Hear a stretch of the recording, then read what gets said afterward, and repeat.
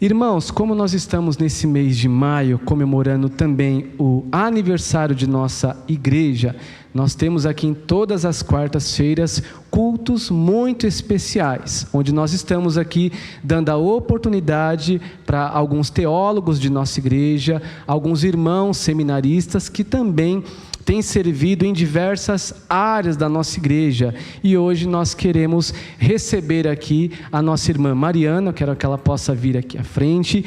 Irmã Mari tem servido em diversos ministérios, é uma das líderes também dos pequenos grupos multiplicadores, tem servido aqui em nossa igreja como a líder também, junto com o irmão Renato do podcast, tem dado aula na nossa escola bíblica dominical, tem servido assim com excelência para o Senhor em diversas áreas. É uma irmã que é formada em teologia e certamente vai abençoar muito a nossa vida na noite de hoje, tá bom? Então quero que você aí escute com muita atenção, porque certamente Deus vai falar através da Mari, para o seu coração e para o meu coração, tá bom? Que Deus possa abençoar a nossa irmã na noite de hoje também.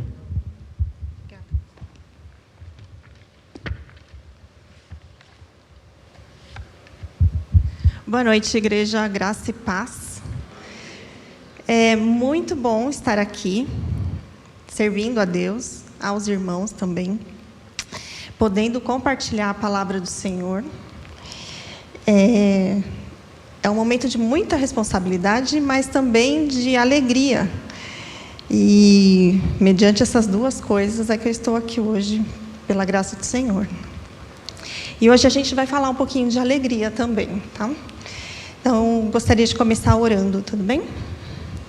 Senhor Deus, obrigado, Senhor, por essa oportunidade. Obrigado por poder estar na Tua casa, te servindo. E que hoje nós possamos, Senhor, aprender um pouco mais sobre o testemunho, sobre aquilo que a igreja viveu há um tempo atrás e que ainda nós podemos viver nos dias de hoje, Senhor. Nos guarda, nos abençoa, dirige, Senhor, e que Teu Santo Espírito tenha total liberdade aqui em nosso meio, Senhor. Em nome de Jesus. Amém. Então, eu vou começar pedindo a vocês que vocês usem um pouquinho da imaginação agora de vocês. E para imaginar uma pessoa. Imaginem o apóstolo Paulo. A gente está vendo na IBD as cartas que foram endereçadas aos irmãos de Coríntios, né? E a gente vê ali o apóstolo Paulo tratando de problemas. Então, a gente pode imaginar o apóstolo Paulo meio bravo, né? Meio com a cara fechada, assim, pensando, né? E falando para a pessoa que está redigindo a carta, né? Então, eu gostaria de deixar essa imagem de Paulo hoje um pouquinho de lado. E você pense agora num Paulo com o rosto bem contente, bem satisfeito, assim, tá? E para isso a gente vai ver a mensagem hoje lá na carta de 1 aos Tessalonicenses. Uma carta pequena, 1 Tessalonicenses, capítulo 1. A gente vai ver todo o capítulo, é curtinho.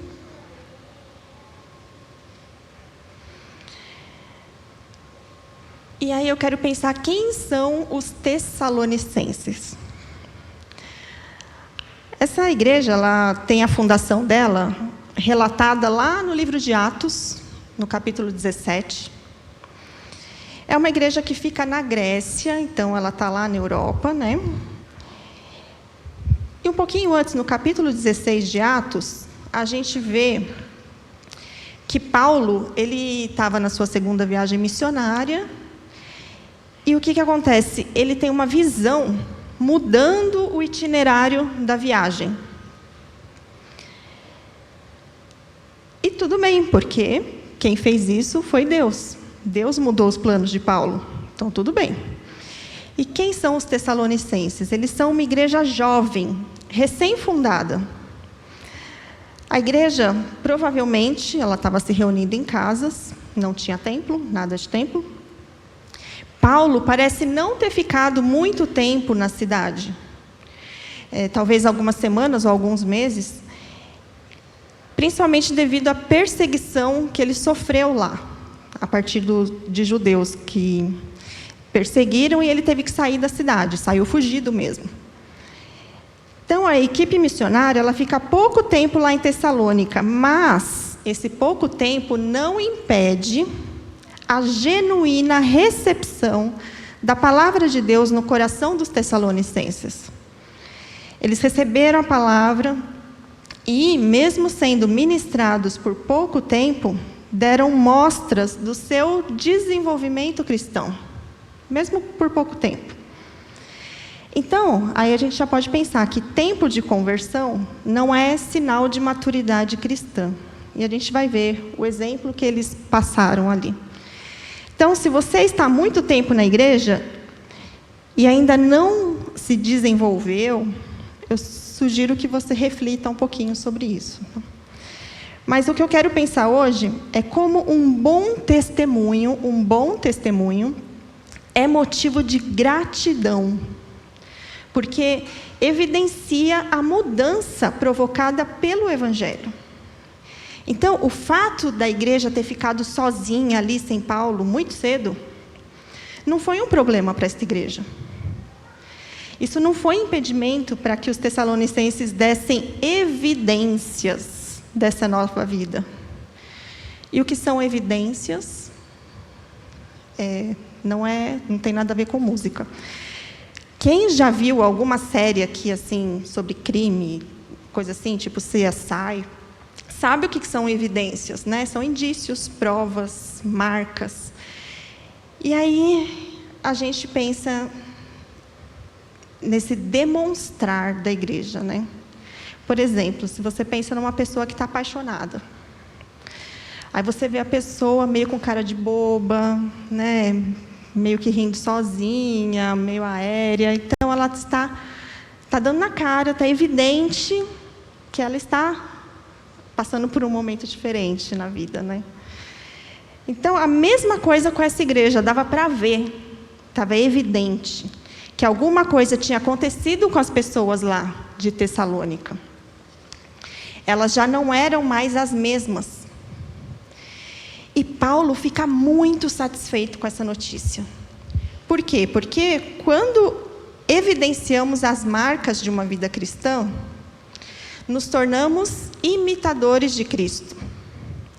Exemplos para outras pessoas, e o nosso testemunho proclama a fé que a gente professa. Então, a gente evidencia a marca, tem um bom testemunho, e assim a fé cresce. Não só em nós, mas para a vista dos outros, né? E isso tudo é motivo de gratidão. Paulo começa assim, lá no verso 2. Sempre damos graças a Deus por todos vocês, mencionando-os em nossas orações. Então, ele dá graças. Paulo tem motivos para ser grato. E nós vamos ver hoje estes motivos de gratidão de Paulo. A igreja já estava dando motivos e Paulo recorda esses motivos. Olha o verso 3. Lembramos continuamente diante de nosso Deus e Pai o que vocês têm demonstrado. O trabalho que resulta da fé, o esforço motivado pelo amor e a perseverança proveniente da esperança em nosso Senhor Jesus Cristo. Então, eu repito essa parte. O que vocês têm demonstrado. O que a igreja manifestava visivelmente. Isso é demonstrar, né? Esse é o ponto. Paulo, ele poderia ter listado qualquer coisa, mas ele lista 3 evidências de que a igreja estava demonstrando um bom testemunho. Ainda que a igreja fosse assim, recém-convertida, né? Como a gente fala. Então, ela, mesmo assim, ela deu provas da sua fé, demonstrou seu amor e estava firmada na esperança da volta de Cristo. Paulo, ele ressalta aspectos práticos. Não é coisa só que a gente fica pensando, né? E ruminando na nossa mente. Não é isso. São coisas práticas, e a gente vai ver isso, tá? Não eram palavras, eram ações. Então, nesse versículo, ele fala sobre o trabalho que resulta da fé. A fé a convicção da transformação que a mensagem do Evangelho causa em nós, essa graça, essa paz que a gente usa nos cumprimentos, né? A graça e a paz que vem da parte de Deus, ela modifica inteiramente, ela muda as nossas atitudes. E nesse sentido, Paulo, ele conversa muito bem com outro escritor, que é o Tiago. O cristão, ele evidencia, lembra, marca, prova, evidência, ele evidencia a sua nova vida nas suas atitudes. Então, não é só falando, é fazendo também. Lá em Tiago 2,17, está escrito: como vem, a fé por si mesma, a menos que produza boas obras, está morta. A gente conhece, né, esse versículo, né? A fé sem obras é morta. E a gente sabe que a gente não faz boas obras para adquirir a salvação, né? A gente só evidencia pelas obras a nossa fé, né? Por isso que Paulo diz lá em cima, é o trabalho que resulta da fé. Então, se tenho fé, logo eu pratico boas obras. E essa prática, hoje você pode pensar se tem acontecido na sua vida, né? Essa prática que vem da fé, não com outro tipo de motivação, né? É realmente por causa da transformação que você tem já dentro de você. Imaginem isso impactando a vida da igreja toda, todos os membros vivendo e praticando aquilo que foi transformado dentro de nós, né? Então, imagina o impacto que isso tem na igreja, né? Então, a gente vê crianças e, por exemplo, se a gente vê uma criança de 3, 4 anos que não anda, não fala, a gente tem que ir atrás, né, para saber o que está acontecendo. E por que será que, às vezes, quando na nossa vida cristã a gente está 3, 4 anos, 10, 15, 20, e ainda não se desenvolveu, a gente não vai atrás para saber por quê, né? Então, só para a gente pensar, para a gente ficar atento a isso. Mas Paulo não para por aí, né? E ele vai falar sobre o esforço motivado pelo amor. Esforço motivado pelo amor. Então, a motivação faz uma grande diferença. Qual é o maior exemplo de amor que a gente tem? Isso, João 3,16. João 3,16. Deus amou o mundo. E ele fez o quê? Ele olhou para a gente e falou: ó, gente, amo demais vocês. Amo muito vocês e é isso. Eu amo vocês. Pronto. Não. Deus fala para a gente, né, que Ele amou o mundo, mas Ele deu o seu Filho. Então, Deus também age. Ele ama a igreja e Ele age. Ele dá o seu Filho, né? Então, João deixa um registro muito propício lá em 1 João 3,18. Vai falar assim: filhinhos, não amemos de palavra nem de boca, mas em ação e em verdade. Então, as nossas atitudes, elas devem ser derivadas do amor, sem nenhum outro interesse. Nem de ficar barganhando com Deus, esperando algo em troca, autopromoção, né? A gente não precisa ficar pedindo like, reconhecimento nenhum, né? Eu ouvi num podcast, e acho que vale bastante aqui, era sobre outro livro, mas acho que cabe aqui. A gente faz as coisas motivados por o quê? Para o serviço ou para ser visto, né? Bem diferente uma coisa da outra, né? Mas Paulo tem mais um motivo aí de gratidão. No final desse versículo 3, ele fala sobre perseverança proveniente da esperança. E o que eles esperavam? Eles esperavam a mesma coisa que a gente espera. Eles esperavam a completa redenção, a salvação plena o encontro com Jesus, que está vivo e prometeu voltar, né? Então, isso não era uma simples possibilidade, né? Quem sabe um dia vai acontecer. Não, eles tinham firme convicção do que esperavam. Não é só a gente ter, hoje em dia, né, pensamento positivo. Pensamento positivo é diferente do que ter esperança. Mas a gente ter clareza das promessas que foram feitas e de que elas serão cumpridas, porque muitas já foram cumpridas, e Deus não mente, Ele vai cumprir. Então, essa convicção era o que fazia, né? Era uma parte muito importante para você ter um bom testemunho, né? Você não pode dar um bom testemunho se você está num terreno que você não tem muita firmeza, né? Então, só para a gente pensar um pouquinho aí. A palavra de Deus é verdadeira, mas você está mesmo firme nessa palavra? Né? O problema não é com a palavra de Deus. O problema pode, às vezes, estar na gente, né? Então, e aqui, eu vou relembrar para vocês o programa que a gente gravou sobre ressurreição. Foi no ar no dia 30 de abril, lá no YouTube da igreja. E a gente falou sobre ressurreição. Então, e a gente abordou esse pedaço, né, de como a ressurreição, essa firmeza que a gente tem da ressurreição, como ela impacta na vida que a gente está vivendo aqui, por enquanto, né? Então, a gente tem que viver com os olhos, um aqui e outro no que vai vir, né? No porvir. Então, as nossas atitudes, elas vão sendo moldadas durante a vida que nós estamos vivendo aqui e vivendo sempre de olho na esperança, né? Pedro fala, em 1 Pedro, capítulo 2, nos versos 11 e 12, ele fala mais ou menos assim, que a gente não é daqui, né? Nós não somos daqui, somos peregrinos, mas enquanto nós estamos aqui, o nosso andar deve ser exemplar. Então, o nosso procedimento deve ser exemplo para os outros, né? E aí, mais uma vez, mais uma pergunta para a gente pensar.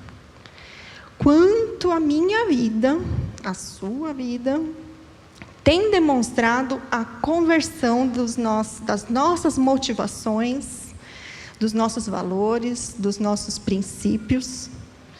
Porque só fazer, mas também não ter aquela motivação correta, também não dá certo, né? Então, fazer o correto pela motivação errada também não dá certo. Então, quanto os nossos valores, os nossos princípios estão refletindo nas atitudes, né? E essa mudança que o Evangelho provoca. Então, até aqui, Paulo recordou essas 3 evidências da igreja, né? Mas ele ainda continua com mais motivos ainda de alegria, mais motivos de gratidão. E aí os versos de 4 a 7. Sabemos, irmãos amados de Deus, que Ele os escolheu, porque o nosso Evangelho não chegou a vocês somente em palavra, mas também em poder, no Espírito Santo e em plena convicção. Vocês sabem como procedemos entre vocês em seu favor. De fato, vocês se tornaram nossos imitadores e do Senhor. Pois, apesar de muito sofrimento, receberam a palavra com alegria que vem do Espírito Santo. Assim, tornaram-se modelo para todos os crentes que estão na Macedônia e na Acaia. A história da igreja de Tessalônica é uma história de uma igreja que passa por lutas. Eles poderiam muito bem ter ficado na deles. Receberam a mensagem, fica aqui quietinho. Por quê? Porque ser cristão não era a melhor alternativa para você ter uma vida boa, né? Então, mesmo assim, eles não cederam a essa tentação de ficar quietinhos e se resguardarem. Eles não caíram nessa, né? E vejam que eles tinham visto o que aconteceu com Paulo. Né? Paulo teve que sair fugido da cidade por causa de perseguição.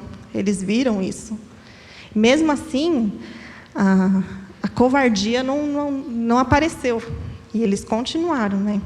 Então, eles haviam presenciado essa perseguição, mas isso não importou. A mensagem, ainda assim, ela foi propagada. Então, nada pode impedir o anúncio da palavra. Nem perseguição, nem lutas, nem o pouco tempo de conversão. Lembra, eles eram recém-convertidos. Nem a distância do apóstolo Paulo também. Então, aí eu penso na nossa realidade hoje, né?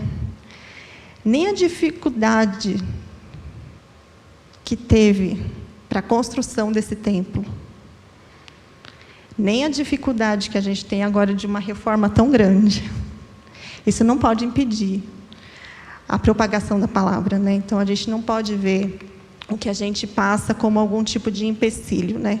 Mas alguma coisa que Deus vai agir e a gente vai poder passar por isso, né? Então, para a gente pensar como as dificuldades, tanto lá eram diferentes, né? Mas dificuldades que a IB enfrentou também, a gente pode pensar que é o mesmo Deus agindo, né? Então, a convicção da verdade da palavra, que era realmente palavra de Deus, os manteve.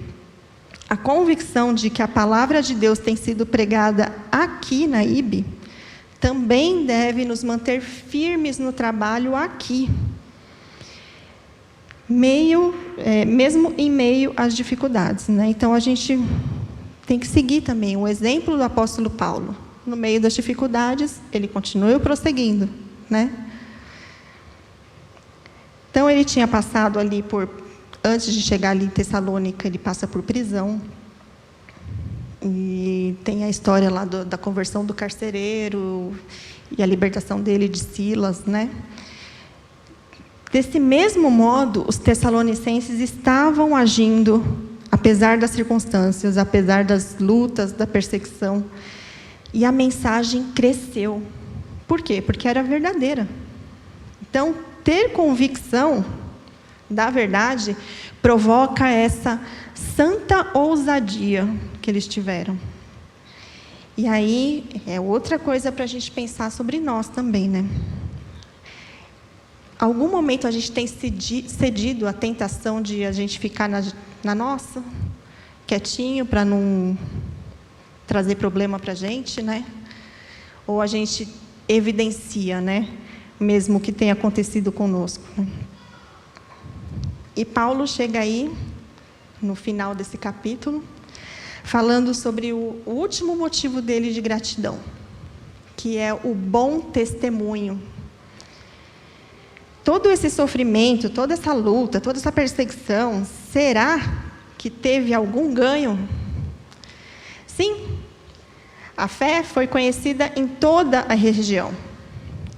E aqui eu vou terminar o capítulo numa outra versão. Do 8 até o final, ele vai falar assim: agora, partindo de vocês, a palavra do Senhor tem se espalhado por toda parte, até mesmo além da Macedônia e da Acaia, pois sua fé em Deus se tornou conhecida em todo lugar. Não precisamos sequer mencioná-la, pois as pessoas têm comentado sobre como vocês nos acolheram e como deixaram os ídolos, a fim de servir ao Deus vivo e verdadeiro. Também comentam como vocês esperam do céu a vinda de Jesus, o Filho de Deus, a quem Ele ressuscitou dos mortos e que nos livrará da ira que está para vir. Como é bom dar ouvidos ao que Deus fala, né? Porque a gente colhe bênçãos, né? Se Paulo não tivesse prestado atenção naquela visão que ele teve, se ele não tivesse tido convicção que isso era vindo do Senhor, e ele não tivesse ido para a Europa, não tivesse ido pregar na Grécia, e aí, né? Então, ainda bem que Paulo obedeceu. Ainda bem que aqueles que ele pregou, os de Tessalônica, viram o exemplo dele e agora estão replicando isso, né? Então, é muito bom ver que a igreja, ela não ficou fechada nela mesma. Ela proclama em toda parte. Então, o testemunho se espalhou por toda a Grécia. E que igrejas que estavam ali na Grécia? A gente tinha Filipos, que foi onde Paulo e Silas ficaram presos. e teve um milagre lá da libertação deles. Tinha Atenas, onde Paulo foi pregar sobre o Deus desconhecido, né? E Corinto, aquela cidade que a gente já está bem conhecido, né? Que tinha bastante problemas, mas também tinha Bereia, que era onde as pessoas examinavam nas Escrituras o que estavam recebendo. Então, esses outros cristãos, eles estavam em lugares bem complicados, né? Se a gente pensar só em Corinto, a gente já consegue ver toda a complicação que eles viviam, né? E aí, o que eles veem? Que é possível, olha para os Tessalonicenses, é possível viver um padrão de vida cristã que evidenciava a transformação realizada pelo Evangelho. Os Tessalonicenses, você olha para ele e vê que é possível viver a vida cristã.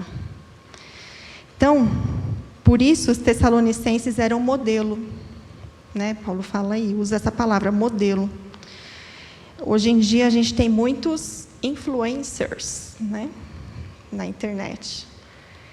Mas é esse tipo de influencer que a gente precisa hoje, né? De gente que realmente tem algo a dizer, e é algo verdadeiro, e que é transformador. Então, agora a mensagem aqui foi para todo lado. A Grécia já estava sabendo de toda a mensagem do Evangelho. E era a Grécia, lembra da Grécia, gente? Dos deuses do Olimpo. Não era pouca coisa, não. Essa Grécia que nem estava nos planos de Paulo. Foi esse lugar que recebeu a palavra e está testemunhando a mudança na vida dos Tessalonicenses. E não foi pouca coisa, foi grande. Aonde que eles estavam testemunhando isso? A gente viu no versículo 9. Está falando que eles deixaram os ídolos.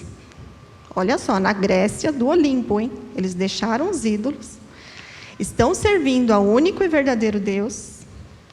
E fazendo com que a esperança da volta do Senhor Jesus seja conhecida em toda parte. Agora imagina o coração de Paulo a hora que ele recebeu essas notícias. São boas notícias. Então ele deve ter ficado muito feliz, né? Aquela igreja que era tão novinha, né? Está indo tão bem assim, e a mensagem está indo, e eles não estão buscando isso para a autopromoção deles, né? Porque eles têm a motivação correta. Então, agora, lembra que eu pedi para imaginar Paulo? Imagina até um sorrisinho em Paulo agora, né? Como ele deve estar feliz. E uma coisa que deixa os pais felizes é alguém falar bem do seu filho, né? Quando alguém elogia a educação do filho, o comportamento do filho, o pai fica feliz, né? Tranquilinho. Todo pai gosta de ouvir isso, né? E talvez Paulo aqui, ele poderia falar a mesma frase que João, lá na sua terceira carta. Na terceira carta de João 1:4, ele fala assim: não tenho alegria maior do que ouvir que meus filhos estão andando na verdade. Então, hoje, a gente pensando sobre fé, amor e esperança, foi isso que evidenciou a transformação ocorrida entre os Tessalonicenses.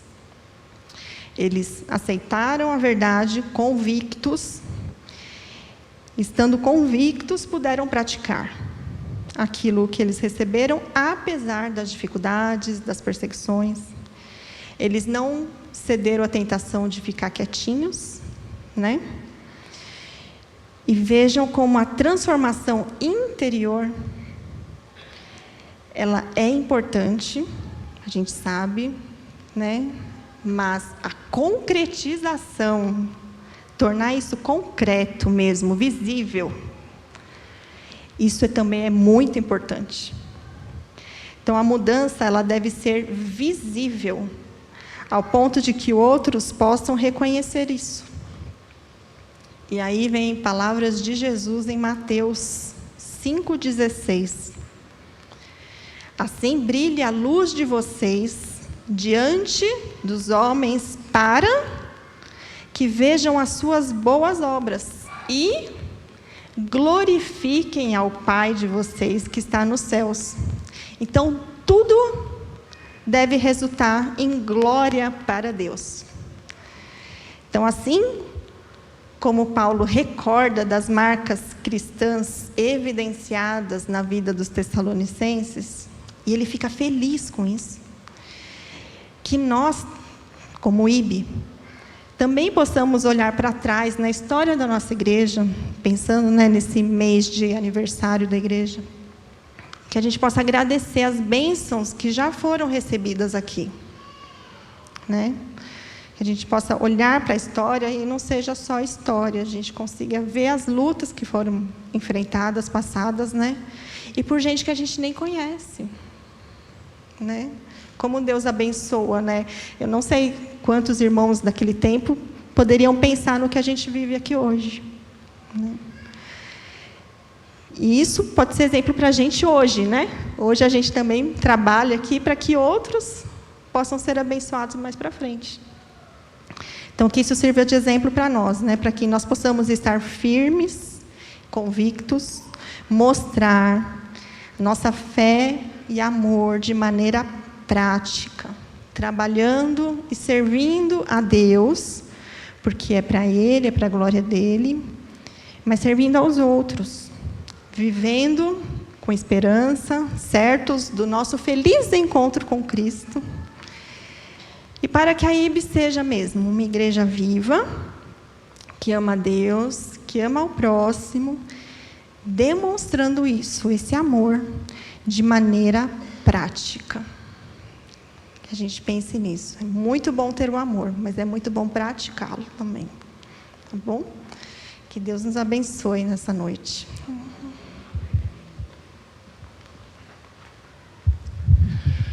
Somos muito gratos, irmã Mariana, por sua disponibilidade ao Espírito de Deus para ter preparado esse estudo e ter trazido a todos nós.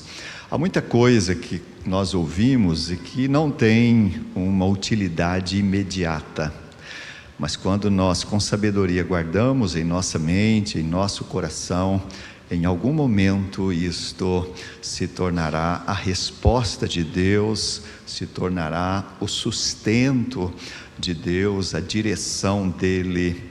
É sempre assim. E eu até diria aos irmãos, a maior parte das coisas que eu ouço não tem uma aplicação imediata. Mas às vezes, durante o dia, durante a semana, durante o mês, isto acontece. E quando nós lemos uma exposição como esta do apóstolo Paulo, a gente pode resumir isto e esta meditação que a Mariana trouxe nestas palavras: o amor sem ação é só ilusão. A ação sem amor é só cooperação.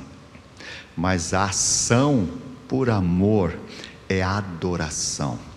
E é por isso que o Evangelho chegou até nós. Porque aqueles que serviram por amor. A motivação, o sustento foi o amor de Deus. E Paulo nunca deixa de demonstrar isto. Graças a Deus, porque podemos nos reunir num culto como este, para ouvir preciosidades da palavra do Senhor, como aqui ouvimos. Próxima sexta-feira, às 16h, às 16 horas, estaremos aqui para a nossa tarde de oração. Você tem motivos de oração, súplicas, você tem motivos de oração, gratidão, você tem motivos de oração, intercessão. Se você pode, venha. Nós estaremos aqui das 16 até as 17 horas para podermos orar uns pelos outros, para podermos orar por todos os motivos que forem apresentados aqui. Nós fazemos isto porque amamos ao Senhor e nós queremos que o seu nome seja sempre honrado. Quero convidar os irmãos a ficarem em pé. Nós estamos assim encerrando este culto, agradecendo aqueles que nos acompanham à distância, convidando também para o encontro do Ministério Mulheres Florescer, no próximo sábado, às 18h30. Domingo, às 9h, Escola Bíblica Dominical, às 10h30, o nosso culto, e também o nosso culto às 18h. Oremos. Te agradecemos, Pai, pelo poder, pela autoridade da Tua Palavra. Como é bom estarmos sempre sintonizados com o Senhor através das Escrituras Sagradas. E quando ela é exposta, como acontece em cada culto, nós sentimos revigorado no nosso coração o amor do Senhor por nós, o amor do Senhor em nós. Queremos te agradecer pela instrumentalidade da tua serva que nos falou nesta noite. Derrama sempre, Pai, em cada professor de classe de escola dominical nesta igreja, esta porção dobrada do teu Espírito, para que haja entendimento e iluminação, para que sejam os meios de graça para todos nós. E que o amor de Deus, o Pai Celestial, a graça de Cristo Jesus, o seu Filho, e as consolações do Santo Espírito estejam sempre sobre nós. Amém. Os irmãos podem se assentar, faça a sua oração silenciosa, estamos assim despedidos deste culto.